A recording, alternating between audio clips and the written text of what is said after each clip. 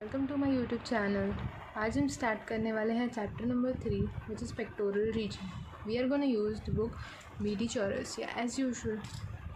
तो इस चैप्टर को मैंने पर्टिकुलरली डिवाइड किया है into 3 parts. Mammary gland which is a 10 mark question, muscle of pectoral region 5 mark question and serratus anterior which is a 5 mark question. तो ये इस चैप्टर में से 3 ही क्वेश्चन आते हैं। यूनिवर्सिटी एग्जाम हो या टर्म टेस्ट हो, we should prefer this 3 question only.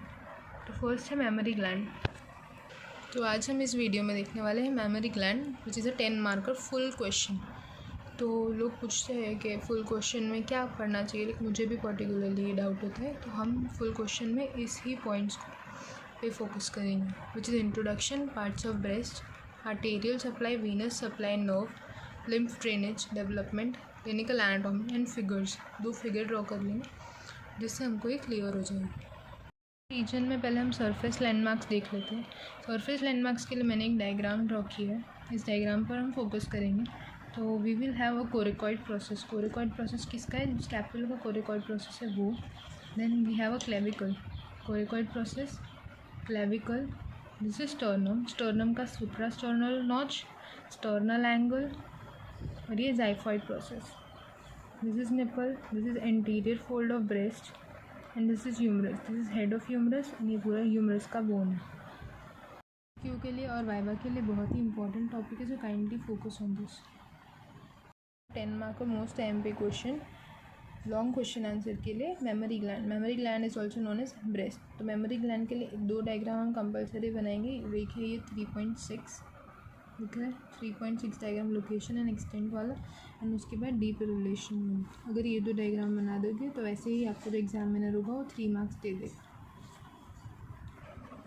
Mammary gland, also known as breast, it is a modified sweat gland located in the superficial fascia of the pectoral region. Pectoral region जो होता है उसकी superficial fascia, मतलब pectoral region ये है, उसकी superficial fascia मतलब superficially present है, ऊपर की साइड present है। It is found in both the sexes. It is rudimentary in males and well developed in females after puberty. Puberty के बाद females में well develop होता है और males में भी present होता है, but males में it is useless and females में it helps in the providing nutrition to the newborn in the form of milk. तो इतना हम इंट्रोडक्शन लिखेंगे। इंट्रोडक्शन इज़ लाइक बेसिक, जो अपन ने नीट के लिए प्रिपेयर किया था वो। एंड लोकेशन एंड एक्सटेंट की बात करें तो it is located in the superior, जैसे आपने बताया it is located in the superficial fascia. Superficial fascia में ऊपर की साइड प्रेजेंट है। ओके तो ब्रेस्ट का एक्सटेंट कौन सा है? 2nd rib to 6th rib में प्रेजेंट होता है। This is the vertical extent and horizontal it is present between mid axillary line. ये है line mid axillary line. This is the lateral border of sternum. Sternum bone present है, उसका lateral border में present है। तो this is its horizontal extent. Superior laterally axillary tail of Spence present है। ये रहा axillary tail of Spence. Superior laterally, superior मतलब ऊपर, लेटरली मतलब बाहर की साइड। तो superior laterally axillary tails of Spence present है और उसके नीचे एक ओपनिंग प्रेजेंट है जिसको हम बोलते हैं foramen of Langerhans. Foramen of Langerhans. ये लोकेशन एंड एक्सटेंट का चार्ट बना दिया हमने, डायग्राम बना दिया। उसके बाद हम करने वाले शेप ऑफ द ब्रेस्ट। तो शेप ऑफ द ब्रेस्ट कभी भी फिक्स्ड नहीं होता, ये हम याद रखेंगे। शेप ऑफ द ब्रेस्ट इसमें चेंज हो सकता है, कौन सी शेप्स में हो सकता है? तो हेमिस्फेरिकल हो सकता है, कॉनिकल हो सकता है, पायरिफॉर्म, पेंडुलस और फ्लैट। इन शेप्स में चेंज हो सकता है। कैसे चेंज हो सकता है? According to the stimulus provided. अगर जिस टाइप का स्टिमुलस मिलेगा शेप ऑफ द ब्रेस्ट वैसे ही चेंज हो जाएगा। उसके बाद हम डीप रिलेशन का चार्ट पढ़ेंगे। तो डीप रिलेशन के चार्ट में क्या है, डीपली उसमें क्या क्या चीज़ें प्रेजेंट है। तो हम बाहर से स्टार्ट करें या अंदर से? हम बाहर से स्टार्ट करते हैं। तो बाहर प्रेजेंट है nipple, then comes areola, breast, nipple, areola, breast. ये जो हमको बाहर से दिख रहा है वो कम्स इज क्लेविकल। क्लेविकल जो बोन हमने पहले पढ़ा था वो clavicle. Subclavius muscle, clavipectoral fascia, ये जो स्किन की कवरिंग है उसको बोलते हैं clavipectoral fascia. Then comes is pectoralis minor, ये पेक्टोरालिस माइनर। ये 3 चीज़ लाइन में ही होगी, तो हमको ऐसे याद रखना है। क्लेविकल, सब क्लेवियस, क्लेवी पेक्टोरल फेशिया, उसके बाद आएगा पेक्टोरालिस माइनर। उसके बाद ये जो बहुत बड़ी सी मसल है इसको हम बोलते हैं pectoralis major. This is pectoralis major. और ब्रेस्ट के और पेक्टोरल फेशिया के बीच में एक स्पेस है उसको बोलते हैं रेट्रो मेमोरी स्पेस। खाली जगह है उसको बोलते हैं रेट्रो मेमोरी स्पेस। देखने वाले स्ट्रक्चर ऑफ ब्रेस्ट के ब्रेस्ट किन चीज़ों से बना होता है. Breast is made up of 3 basic things which is skin, stroma and parenchyma. Skin is made up of nipple and areola. Stroma is made up of fibrous and fatty. Fibrous होगा और fatty होगा. Fatty मतलब जो fat वाला होगा, fibrous मतलब fibre वाला होगा. Parenchyma is the memory gland proper. जो पूरी मेमोरी ग्लैंड होती है वो किससे बनी होती है? पेरेन्काइमा से बनी होती है. जब स्किन में देख लेते हैं, first is nipple. It is a conical projection called the nipple. It is present below the center of the breast at the level of 4th intercostal space, that is 10 cm from the midline. The nipple is pierced into 15 to 20 lactiferous ducts. Lactiferous ducts मतलब जो milk carry कर रही है duct during the pregnancy of after the pregnancy of a woman, जिसमें अपने baby को breast feed करेगी. हम बोलते हैं कि निपल में कौन सी मसल प्रेजेंट है? Mammary gland. तो circular and longitudinal smooth muscle fibres are rich in nerve supply. तो ये वाली जो मसल्स है, ये 1 मार्क का क्वेश्चन है. It contains circular and longitudinal smooth muscle fibres. Then next comes is areola. तो एरियोला क्या होता है? Skin surrounding the base of the nipple is pigmented and forms a circular area called the areola. तो areola क्या था मैं आपको बता देती हूँ डायग्राम में. This is nipple. ये वाला पार्ट निपल है. उसके बाजू में जो डार्क कलर का बैंड लाइक स्ट्रक्चर है सर्कुलर, उसको हम बोलेंगे एरियोला. तो इट इज़ एरियोला.